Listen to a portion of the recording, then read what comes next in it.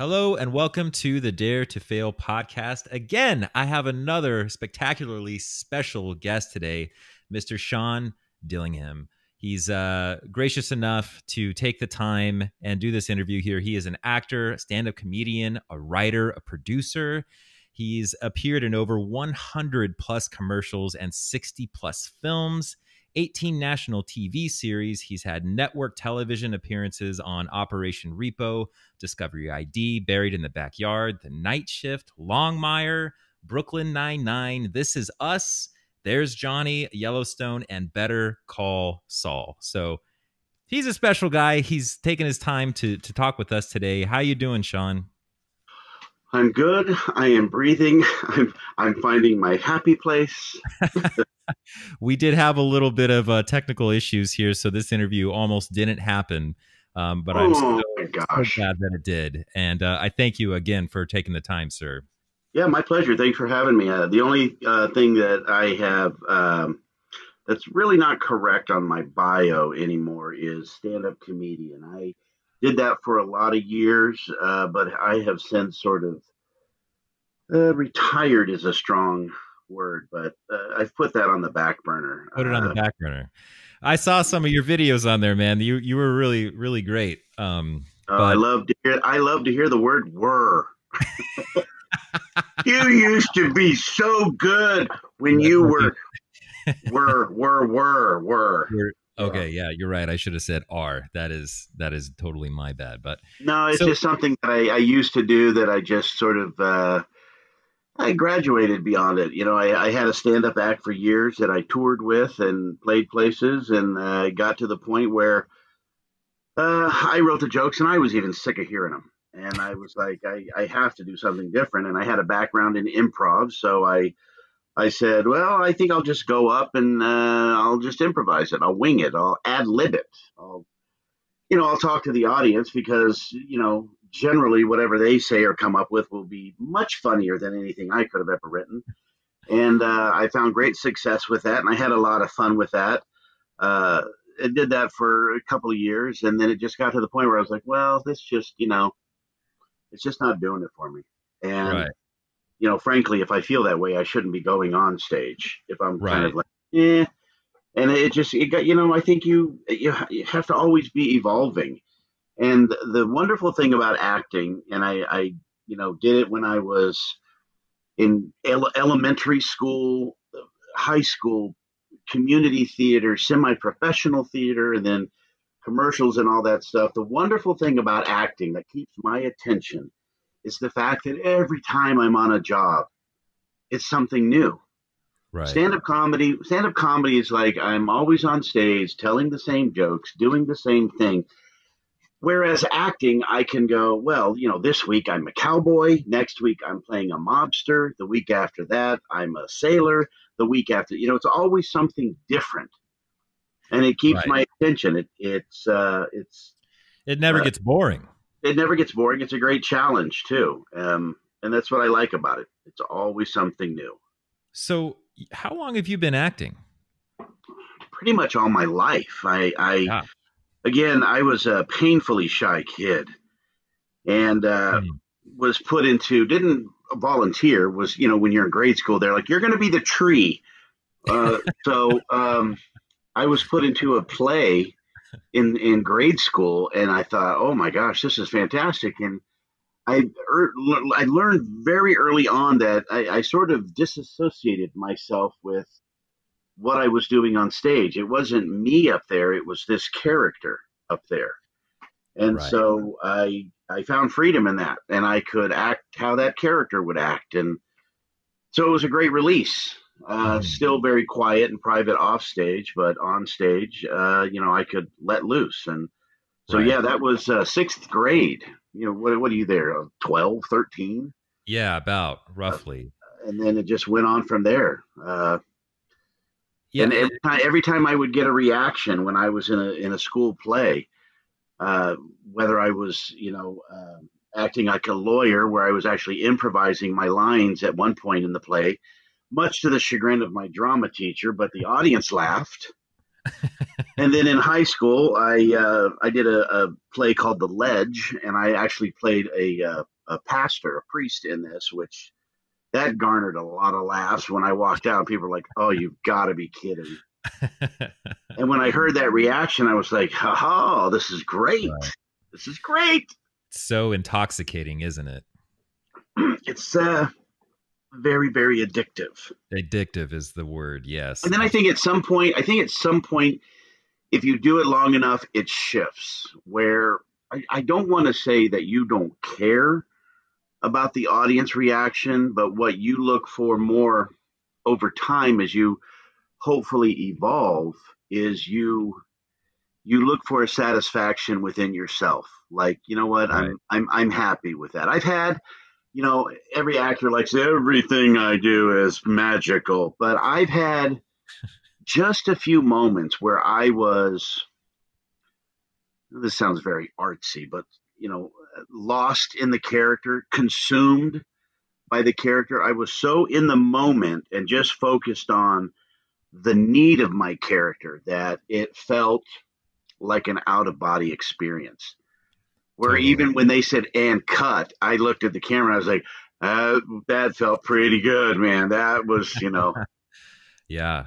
I don't want to brag, but I'm a fan. You know what I mean?" It can be very therapeutic in that sense as well when you're able to get into those kind of flow like states. They've studied that in psychology quite a bit. Yeah, it was like I was channeling this character almost. It just came out, and the other actors were sitting in the room, and it was stone quiet. When you film on location, it is complete silence, even to the point of they kill the air conditioning, and they don't care if it's 110 outside. We can't have going in the background on the audio, right? Gotta be quiet. So they killed the air, and I mean, yeah, I could just, I could feel, I could literally feel everyone's eyes and ears on me in the room, and I wasn't rushing, and it was just, yeah. I was like, man, that was woo. So you said you started acting, very, very young. Was there a point when was it that young when you decided you're like, yes, this is really what I'm going to do and pursue in my life, or did that come later on? I think the seed got planted very young because I was the youngest in my family, so it was always, let's give the baby the attention, and like they say, your firstborn you want to handle with kid gloves, and by the time you have your last child, they could be juggling knives, and you'd be like, he's fine, he's fine. And so I would do stuff, and everything I did, it was, oh, look at Sean, oh, you're so funny, haha. So I got a lot of attention and a lot of encouragement early on. That's great. And I think what planted the seed early on for me was I used to, you have to remember, this is a different time. Mm-hmm. The 70s. Right. You had 5 channels on the television, no cable, no internet, no Wi-Fi, no cell phones, no nothing, 5 channels. And on Saturday and Sunday afternoon, they would show these great films from Godzilla to, you name it. And I remember one afternoon, the movie Singing in the Rain came on with Gene Kelly, Donald O'Connor. And I saw that. They were dancing, the big, beautiful sets. They were actors in this film being actors. And I looked at it and I thought, my God, that looks so fun. That's what I want to do. Right. That's what I want to do. Sing and dance and be funny and just. So in that aspect, I think the seed got planted early on. High school, I was like, I really enjoy this. I don't think I ever really thought of it as something I would pursue career-wise. After high school, started working 9 to 5, and then I always wanted to try stand-up, but I was deathly afraid because I thought, what do you talk about? Right. I mean, how do you get up there? The stage. It's just you in the stage. Yeah, how do you just get up there and go? And so I decided I was going to get into a improv troupe, because the mentality in this improv group was Don't worry about failing because somebody's there to bail you out. They have your back. And this is not about being funny. It's about just improvising and being in the moment. Like this conversation, Brandon, you and I are having. We didn't plan this. We didn't rehearse this. Right. We're acting and we're reacting. And I was like, well, hell, who can't do that? You do that every day of your life. So I got into that. And a lot of those folks were aspiring stand-ups, and they would go down to the local stand-up comedy club to do the open mics. And I eventually got involved there. But at the same time, I got involved with the Actors Theater of Phoenix and did a play for them called Stay Carl Stay, about a woman that is in a tumultuous relationship and has a dog named Carl that eventually Carl becomes intelligent. At first, he starts off as a dog. And then he becomes intelligent and he starts reacting and then he starts talking. And then they have a relationship mentally, and it gets to the point where Carl basically is like, I have to leave. I've outgrown you. The dog outgrew the owner. Yeah, the dog, I leave, and she's like, no, stay, Carl, stay. And that's it. Boom. And there was a local agent that came down and saw me with her assistant and came up to me after the play and said, we want to sign you. If you will do that, you will do anything. And that was Hold fantastic. on, you played the dog? Yeah, I was the dog. Wow. And it was it was fantastic and a lot of laughs, great play. And they said, we like that, we'd like to sign you. And then after that I was off to the races. I had gotten a That's national how you got your start. Yeah. Yeah, I started doing commercials, which I thought, well, they're great, man. Those are like little movies. You shoot them in a day, has a beginning, a middle, and end. I mean, it's, they don't mess around and like, looking for character development and all that. It's like, okay, you're the idiot and you're selling this. Go. And so it was fun. It was fun. I got to work with a big production. I've been lucky, man. I've been able to work with a lot of talented people. I wanted to ask you about that specifically because you were in Yellowstone. Maybe we can get to that in a second, but you're a working actor, Sean. I mean, all right. Well, I mean, I look at your credits and it's just like yeah. you're continuously working as an actor, and that's the dream for in my opinion. If you want to be an actor, you're a working actor. That's you that's have the to. way to do You it. have Yeah. to. You have to figure out, which I did early on, do I want to be an actor or do I want to be a movie star? Because a movie star shows up to a premiere in a limo and says, hello, everybody. And then that's it. They've made it. I want to be an actor, creating different characters, doing different things. And for a lot of years, I depended on having an agent to do everything for me. And I was frustrated and I was frazzling my agents because I would go out on an audition once every 2 or 3 months. And I was like, well, this isn't enough for me. Yeah, that's not I mean, enough. maybe if I was a hobbyist, sure. But I mean, I'm not gaining any momentum here. And I would call and bug him. And then I had an actor friend years ago that unfortunately passed away. But he gave me some great advice because he was always doing stuff. And I was like, how are you always busy? And he said, because my mentality, Sean, is this. Whatever I get on my own, that is the meat and potatoes of my career. Whatever the agent gets, that's just the gravy. That's a great analogy. So I took that to heart, and I had a couple of actor friends pass away tragically, unfortunately, but I picked up their dreams and I said, I'm going to carry this for you guys, and I'm doing this not for myself but for several people, and decided that at that point I'm not going to depend on agents. This being an actor is very akin to being a stand-up comedian in the sense that you have to understand now, this is a gypsy lifestyle. You're never going to be in the same place, the same times, unless you work on a television series. And then a lot of people do that short term because it's such a demand. Mm-hmm. You work on a television series. A lot of those people get up at sometimes 4 or 5 in the morning. They get to the studio, they shoot. And when I say all day, I don't mean 9 to 5. You got to lose that mentality now. I was on set shooting Yellowstone 16 hours. Gee. And there are some directors that are like, we're not leaving until I get what I want. Right. So, you have to, if you're lucky enough to get a TV series, yeah, you can stay in town, but odds are you're working Monday through Saturday. And a lot of people get burned out. They're like, I've done this series. That's why you go, why did that guy leave the series? Because you do it for 3 years and you're like, I have to do something else.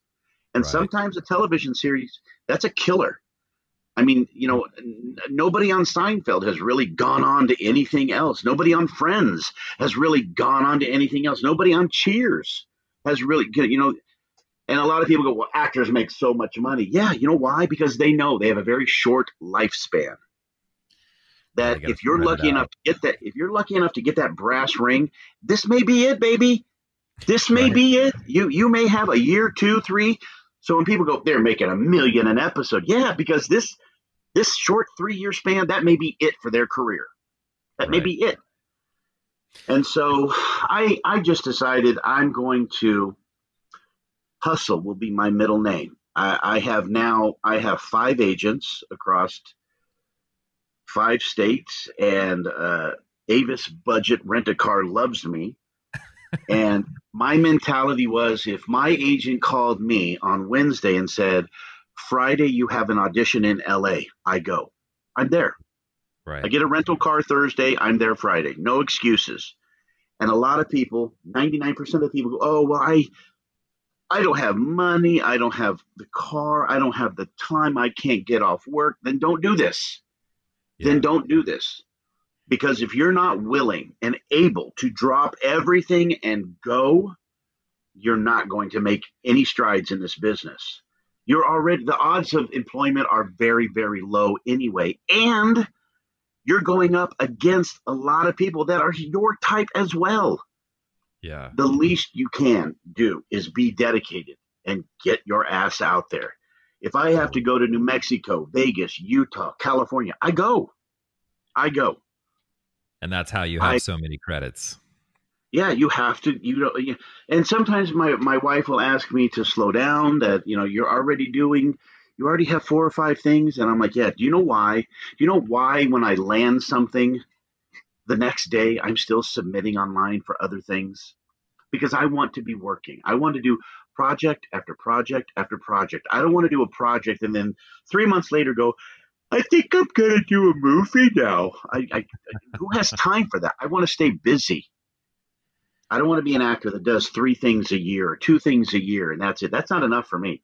That's why I do 4 or 5 things a month, because I'm willing to go to Vegas and shoot that film. I'm willing to go to Colorado and do that commercial. And then afterwards, I did that when I did Yellowstone. I went up to Utah. That's where it films, and I shot that. And right after that, my agent in was it either Vegas or California called and said, oh, the part on that TV show you got. And I literally left from Utah and drove to do a TV show. Jeez. Yeah, that's what you have to do. You have to. What, for somebody who's just starting off and just getting into acting and they don't really know, what the best thing for them to do, other than obviously making sure that you get training and everything. I'm glad you brought that up. Let's talk about that for a second.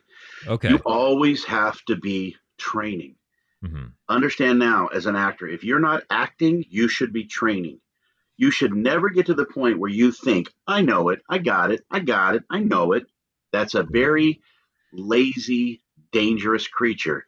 That was much of a lot of angst I have towards stand-up comedians, is because they don't think they ever have to take classes. They don't have to learn anything. I don't need classes, man. I don't have to take comedy classes. I know, what a setup and a punch and a twist and a left turn and a callback and all that other, act outs and characterizations. You know all that already. You don't have to take classes. Boy, I hope your dentist doesn't feel the same way. Because you do. You always need to be training. I'm still training. If I'm not in a production, I went to Second City. I went to Groundlings. I went to Upright Citizens, IO West. I'm still training. Stella Adler, Lee Strasberg. I mean, you get your ass in there and you keep training and you keep growing. Do you think that's one of the biggest mistakes that actors make, is that they stop Sure. seeking the training opportunities, the learning Sure. opportunities? Yeah, you always have to be training, exploring, and growing. Otherwise, where you're at is where you'll always be, and you will never bring anything different to the table. I have an acting teacher at Stella Adler that, I look at my resume and my credits, and I think I've made some strides. I'm okay. This guy is an acting Jedi. This guy could whip my acting ass in a New York minute. And that's what you have to understand is, as good as you think you are, there is always some Bruce Lee out there. Right. And there's always somebody to learn from. And this guy taught me things that truly changed my acting. Truly. Wow. Before it was very surface, what I would call very cardboard performance. You want me to act like Monkey Boy? You got it. You want me to be the tough guy? You got it. But the things that he taught me, what does your character's need? What is your character in this scene? What is it your character needs? Because that need is what is going to drive that scene, not your lines, not your line. When I knew I was going to learn from this guy, am I able to cuss on this podcast? Yeah, go ahead, man. Okay. This was the line when I knew I could learn from him. He said, most actors don't listen. They don't know what their need is in a scene. This is how most actors do a scene. Bullshit, bullshit, bullshit, my line. Bullshit, bullshit, my line. Bullshit, my line. They're going through the motions.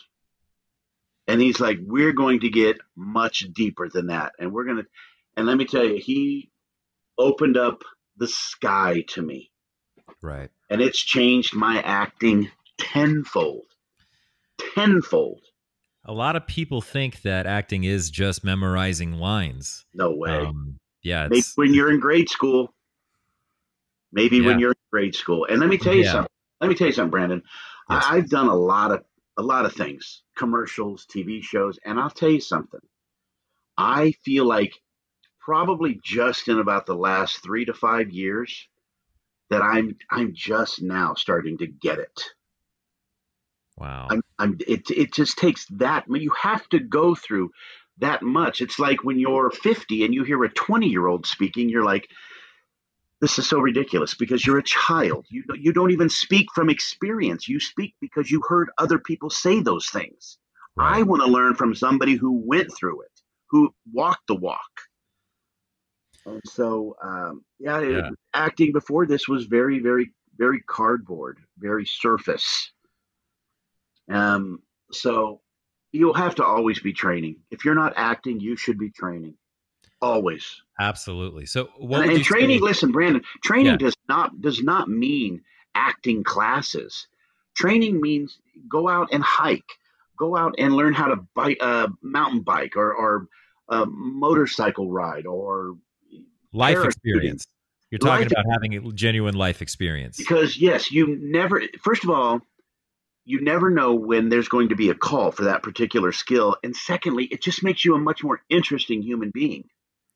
Absolutely. I was learning how to work a bullwhip. And my wife said to me, when are you ever going to need that? And the next week I saw an audition for a bullwhip practitioner for a Britney Spears video. And boy, did I win that argument. I didn't, subsequently it was, somebody who was Indiana Jones, a master bullwhip. But I was like, there you go. You never know. You never know. Somebody who knows how to ride on a pogo stick, or we're looking for roller skaters, not inline, but roller skating. We're doing a 1970s throwback video. You never know. You never know. You never know. So that's why you always have to be training at something. I appreciate you distinguishing that from going to classes and paying people and stuff like that. It's I know people genuine life experience. I have lots of skills. I studied Shakespeare, and I know how to fence, and I know how to do stage combat. I'm like, great. This spot calls for you to climb that rock wall. Oh, good Lord. Are you kidding me? So that's why you go out Right. and and you learn those different things. Right. Absolutely. That's such a good thing to talk about. And so set etiquette. You know, we talked about mistakes that actors make, not getting the training, not getting life experience. What would you say that you've seen on set that actors do that are mistakes? They forget that they're there for a job. They're there for, you're hired, whether it's paid or unpaid. You are there to do a job. You're not there to socialize. You're not there to make friends. You're not there to be on your phone and add the other actors to Facebook. You're there to do a job. I surprise a lot of people because when I get to a set, I'm very quiet. I got my script in my hand. And when they say action, I go, and they go cut. And I go, all right, I'm going to go back to my trailer. And I've had people on production say to me, I can't believe you're so serious that you can literally turn it off and on like that. And I'm like, you know what? It's a job. And if I was, boy all the time, you would be like, this is like having a puppy in a car. Get this guy off this set. But it's a skill, and ultimately you're there to do a job. Show up on time, be professional. You're not there to make friends. You're not there to make jokes. Save it for your performance. There was a situation years ago when I went to a comedy club, and I went down there to perform, and hopefully the owner and the manager would like me to hire me. And when I went down there, I saw the manager. He was sitting at one end of the bar, surrounded by 4 local comedians. And I went up to the bar, and they all had drinks. And I went to the other end of the bar and I asked the bartender, "Could I have a glass of water, please?" And I sat down quietly. I didn't socialize. I just kind of went over my act in my head. And they're all down there working their tail off. Ha ha! Oh yeah! All right, buddy! Yeah! Trying to make the manager laugh. Please like me. Please like me. Please like me. Right. Right. And so this went on 45 minutes before we hit the stage. And they went up and they went up and they went up and they went up. And you know what happened? They all tanked. Why? Because they blew their wad. They didn't save it for the stage. They were so busy off stage trying to be hoo-hoo, life of the party, look at me. That by the time they hit the stage, they had nothing left. And I hit the stage, crushed it, got hired, came back to perform again when I got hired. And then from there, I went from opener. They even told me, "Sean, you hold the record from moving the fastest up from opener to feature because you're too strong to open." And so my point is this: it's a job. Get all your skills, whatever you need to do, and save it for the job. Be professional on set. If you don't know what a professional actor acts like on set, then just give your best impression of what you think one would act like. And that's not to remember everybody's name and add everybody to Facebook and, hey, check out this wacky video. They're like, hey, dude, we're spending sometimes millions on a production. Just be here and be ready to go. Be prepared. That's it. Absolutely. Yeah, that's great advice. I had somebody tell me once, I think it was an acting coach I had out in LA, that if they don't talk to you, if they don't tell you anything that you've done something wrong, or they're making you do this, that, or the other, if you go in and you do your job and you go home, that's a job well done. Not like you said, trying to network on set, people think is a good idea. I guess they're like, oh, this is the opportunity. As a background actor, you see that a lot too. It's like a background actor on a sitcom trying to interact with any of the main lead actors is like a huge no-no. And you learn that really quickly. It's just, you do your job. Hopefully nobody talks to you about doing anything wrong. And then you go home. You just need to be listening to the director. Listening, yes. He handles the principals. And usually it's the first AD that handles the background actors or the extras. Right. Yeah, and that's it. Just listen, follow direction. And if you're there to get praise, oh my God, Brandon, that was so good. You did such a good job. Then go home and perform for your mom and your grandma, because you're not going to get it there. As long as nobody says, get the hell off of this set, what are you doing? Mm-hmm. then you're good. You're not going to get that kind of praise and feedback. Oh, that was so good. You're not going to get it. They're going to go, okay, action, good, got it. Let's move on, strike the set. Let's go up to the next location, and that's it. Right. That's it. Yeah, It's up to absolutely. you where the praise and the satisfaction that you're going to get from yourself. Hey, did I screw up a line? No. Did I hit my mark? Yes. Did I look where I was supposed to look? Did I do a good job? Yes, I did. In the story. That's Right. all you can do. Beautiful advice. Thank you for that. Yeah. And Um, understand something. Having all these credits, 100 commercials, 60, blah, blah, whatever, yeah. that's all good. And that opens a lot of doors. But essentially, just like a boxer is only as good as his last fight, an actor is only as good as their last job. All those credits are great and they're nice to see and nice to look at and may open a door, but essentially somebody's going to say, all right, now do it. Back it up. You got to Let's back see it what up. let's see what you got. And just like a boxer, you as an actor, you are constantly proving yourself and your ability. And what you do more than anything is go on nonstop job interviews. And you get so many rejections. I mean, even if you're obviously a 90, successful actor, you still get rejected all the time. 99 no's to one yes. Yeah. You And listen, auditioning is not about talent. Auditioning is about types. They're looking for a type. mm-hmm. I may walk in and they go, no, he's Right too off the short. bat. He's Yeah. too short. He's too old. He's too fat. He's too thin. He's too white. He's too young. It's always something. I auditioned for a PlayStation commercial years ago, and they said, we're looking for sort of a short George Costanza type. And I went, tell him I'm on my way.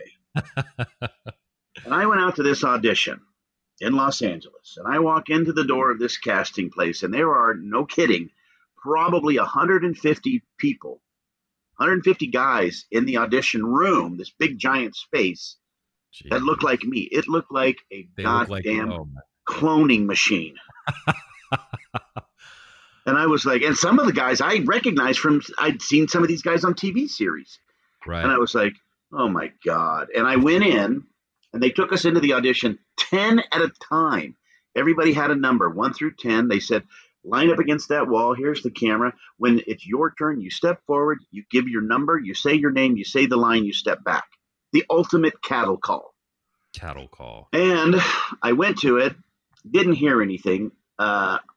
Finally, 6 months later, I saw the spot, and the guy they cast was probably 20 years old, probably 6'4" to my 5'7", with a skinny, very thin, with a big, bushy head of hair.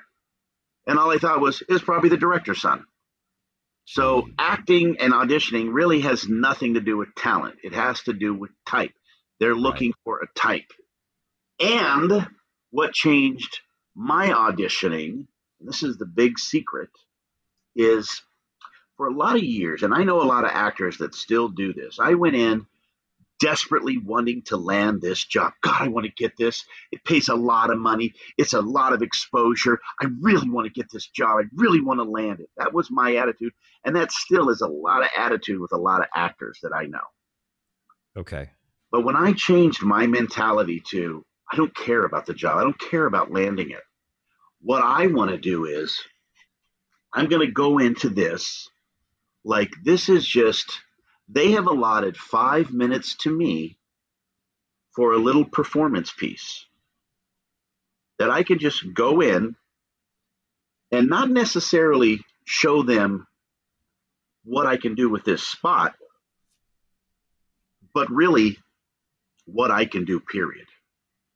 It's your chance to act. My ability, and I go in and I do it and I leave it there. Right. And then I walk out feeling like, yeah, that was good. That was I did it. I left it all there, left nothing on the table. I have no regrets. And then when I walk out that door, I forget about it. I forget about it because at that point, Nothing. There's nothing I can do. It's not in my hands Out of anymore. your hands. And then you got another audition to get ready for. So it's I went to a session one time with casting directors in Los Angeles, and someone asked a question. Keep in mind, and I've been lucky enough to do quite a few national television series. But this person raised their hand and they said, "You're a casting director for, I think it was the CW." She was the casting director for all the superhero shows, the Flash, and yeah. all those shows. They said, "How many people do you see when you're casting?" She said, "Any role on a national television series, minimum 2,000 people. I look at 2,000 people and then I start narrowing it down." She said, "So you have to understand how lucky you really are when you land something, because not only do you have to be selected, then you have to wow the casting directors. Then from the casting directors, it goes up to the show producer, it goes to the director, it goes to the studio. All those people have to approve and sign off on it. Even if you're the 5-line guy that goes, 'Hey, look out, here he comes, call the cops,' and that's it." Yeah. How phenomenally lucky you are. Hence, the callback to why I am constantly submitting and hustling, because they're few and far between. Wow. You have to. 2,000 people. You can imagine like what the odds are of that, Yeah, I mean, it's so. And if you're lucky enough, be grateful for what you get. I don't care if you have one line. "Hey, man, Absolutely. what's going on?" Who cares? You just got to experience something. Right. And enjoy it, appreciate it. I've always said, if Christopher Nolan called me up and it was like, "Brandon, we're going to put you in a movie and you don't get to say anything and you probably won't be, maybe you'll have screen time, probably not," it would be like the best day of my life. Sure. You know what I mean? If he was like, "Okay, well, you get a line or two," I'm like, "Oh my God, I've made it. I've made it to the top," Yeah. Uh-huh. Just being grateful and appreciative of it. That's great, man. So, And nothing, and never, and sadly, I have to draw on real life, because I know actors that reach a certain level and say to themselves, I'm not going back, man. I'm not going back. I did all these commercials and I did all these television shows, and I'm not doing that. I'm not doing college student film crap, and I'm not doing short film crap, and I'm not, and I can only make, I'm only taking $1,000 a day. And I'm like, then you know what? You better stop acting now, because an actor acts. If I get paid $1,000 to do a TV commercial, I'm doing it. If I'm getting paid $300 to do this local, independent, low-budget feature film, I'm doing it. If somebody wants to throw me $75 to do a student film, I'm doing it. It all balances out in the end, but I'm not in it for that. I'm in it for the experience, to keep performing, to keep creating, to keep acting. So you've done so many projects. Do you have a favorite experience? Is there too many, or do you have? I've had moments. I did. I was lucky enough to get cast in a movie called On the Road. This was based off the Jack Kerouac movie, and there had been a lot of excitement about this book since the '60s. Jack Kerouac wanted Marlon Brando to do this movie back in the '60s, and he even said to him, "Brando, you will redefine American cinema if you do this." And Brando never wound up doing it, and they had floated the script around and the idea around for years. Well, finally, they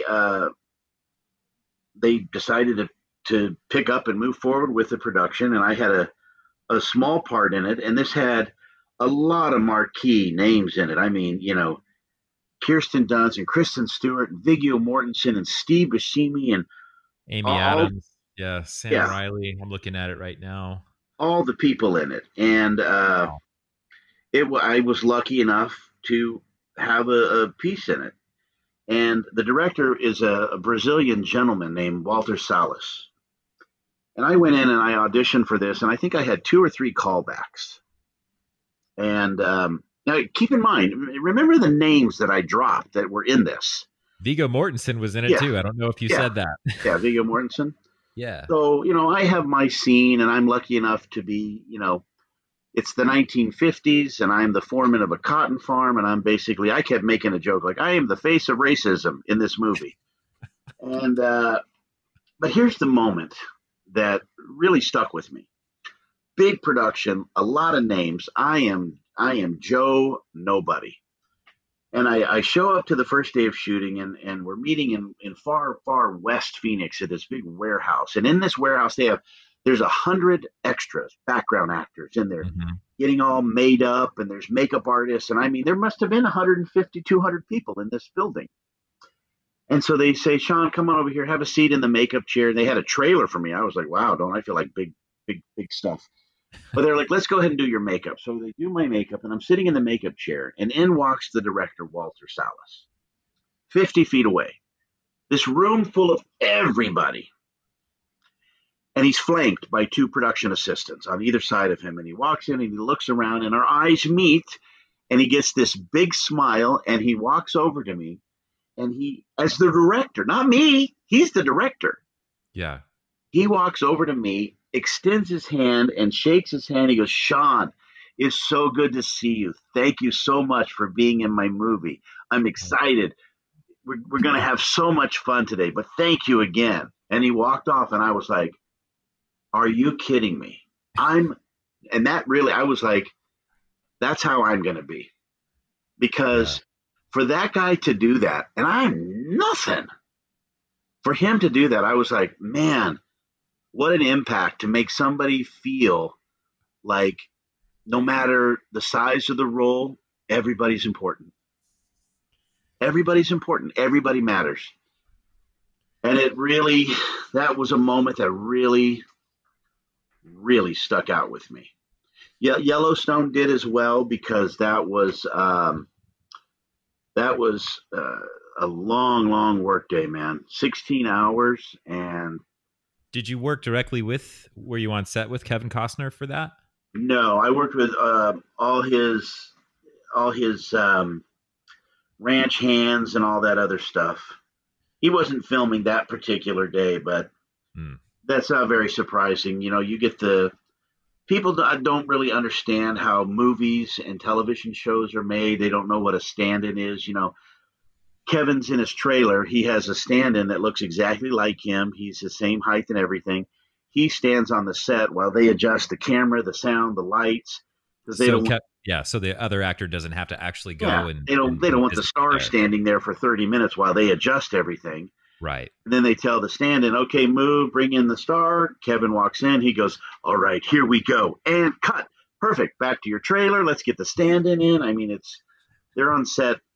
I hate to say very little, but very as little as possible, I would assume. Nobody wants to piss off the big wigs. Right. So, yeah. But I did get to work with Taylor Sheridan, which was very exciting because they called him as the director. Not only did he write it, he also directed it. Same with, what was that Jeff Bridges movie? Jeff Bridges? Yeah, he did a Hell or High Water. That's it, Hell or High Water. And he wrote that, and they called him. I think he won an Academy Award for it. I mean, for a screenplay, they called him the new John Ford of the micro westerns. Yeah, the westerns. I think he also did Sicario.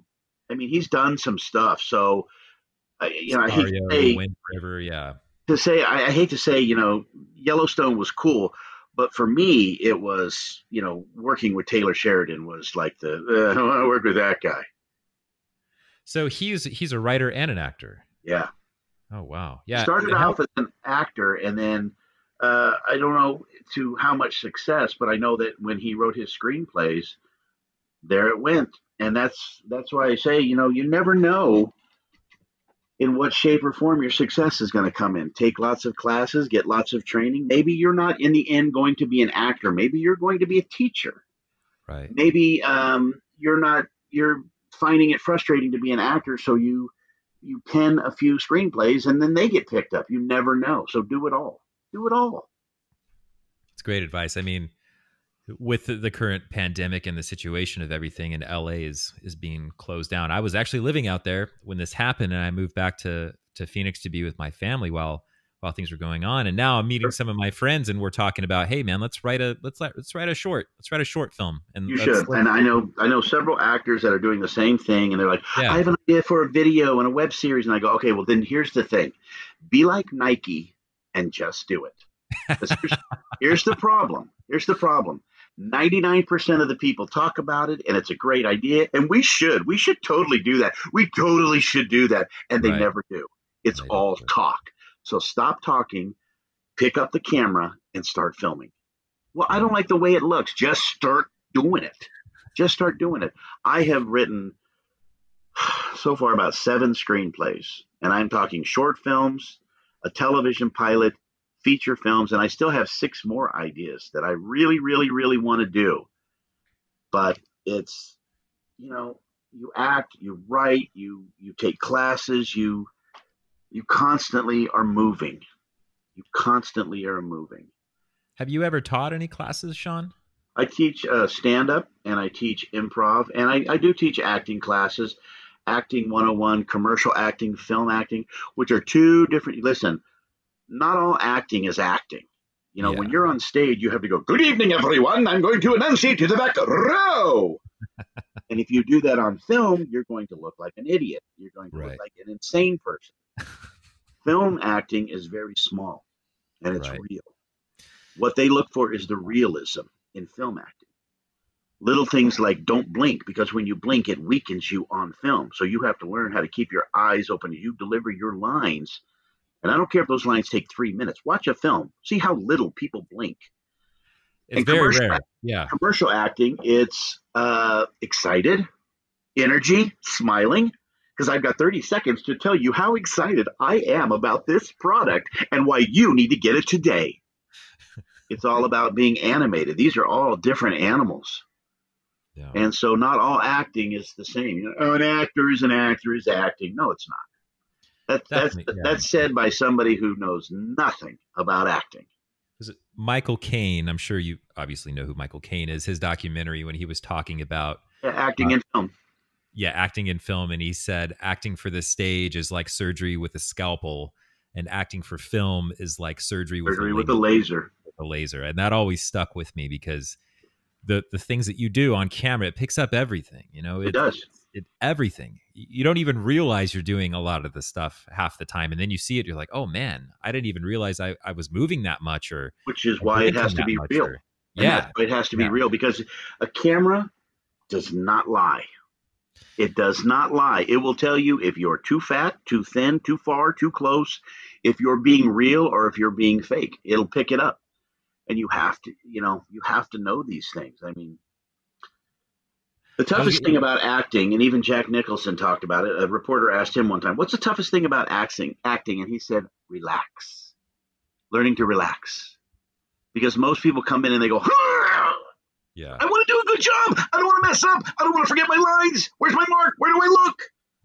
And nothing, you tense up like that. You can't do anything creative. Tense up, try to paint.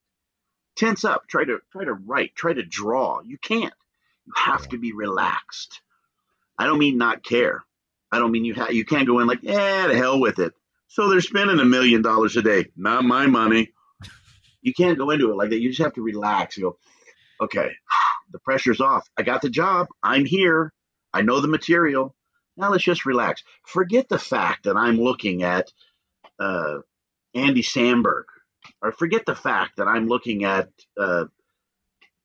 Saul Goodman. Forget that. Bob Odenkirk. Forget it. Just, this is another actor. Right. And I have to do a good job. I have to be in this moment. Because it's the person that goes, oh my God, I know who you are. Forget it. And they pull out their phone and they try to get a picture. They go, okay, cut. It's definitely not what you want to do. No. When it comes down to it, I think I've been lucky in the sense that most of the TV shows that I've landed, I never watched, because I told people I got This Is Us, and most guys are like, what? It was always the women that were like, oh, I love that Mandy show. Moore, right? Mandy Moore. I love that show. Mm. And then I was like, I got Brooklyn Nine-Nine. They go, oh my God, that's like the #1 show on TV. I'm like, I never watched it. And I went out, I worked on that production for a week. And I'm That's so standing fun. there at one point with Andy Samberg and Andre Braugher. And all I thought was, what am I doing here? How did this happen? Well, one of my, this is going to sound mean to say, but it really helped me when I'm in these situations, and I'm working with like Tony Danza or Roger Bart or some of those people that I've seen and I know their work, and they go action, and then they screw up their lines first. It's almost like it takes the pressure off me because I go, You realize they're good. human, right? Oh They're my human God, beings. they're human. Yeah. They're human. They screw up too. Beautiful. I'm going to look, all right, cool. Now we'll have fun. Yeah. If they were hitting everything spot on perfect, I'd be like, oh my God, you're Meryl Streep. I suck. Why am I here? I'm sorry I've wasted your time. Yeah, that's a great thing to realize, is that we are all human, and everybody's got their imperfections and whatnot. Yeah. They're there just trying to do a good job as well. Just as you are. Yeah. Yeah. So, Sean, I asked this of all the artists that I bring on here, and it's kind of a hard question, but I don't think that you're going to have any issue with it. But why do you love being an actor? Well, I think I've said it in this interview, but just the creative freedom it allots me. That's what I appreciate the most. The fact that I'm able to explore other people, figure out what characters, what makes them tick. Just that freedom of expression that's the best. To see a character that you have, for lack of a better phrase, conjured up in your mind. This is what I see this guy being. And then you put on the wardrobe and you put on the makeup, or you have the facial hair, and now you're like, sadly now you're going to change the tone of your voice to match the guy. Now you this guy is coming to life, and this is your creation. Mm-hmm. That's the most fulfilling for me. I love everything about it.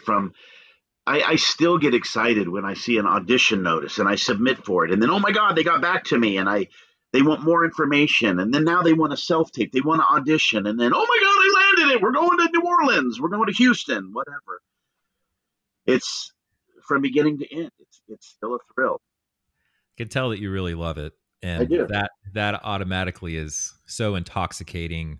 Of just being around people who are doing something that they love. It's just it's just why I think we're put here, on Earth. We're Sure. here to do things like that, and things that inspire us. And you have to. It's a hustle. It's like hustle. anything. No, but gone are the days of you sitting at the drugstore counter and somebody comes up and goes, "My God, you'd be perfect in a movie." Right. Those days are gone.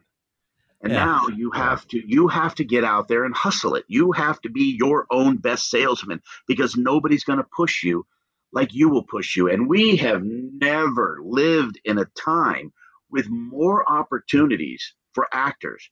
You could shoot your own web series and put it on YouTube. It could be on social media. There's Instagram stars, social media stars, Twitter stars, whatever.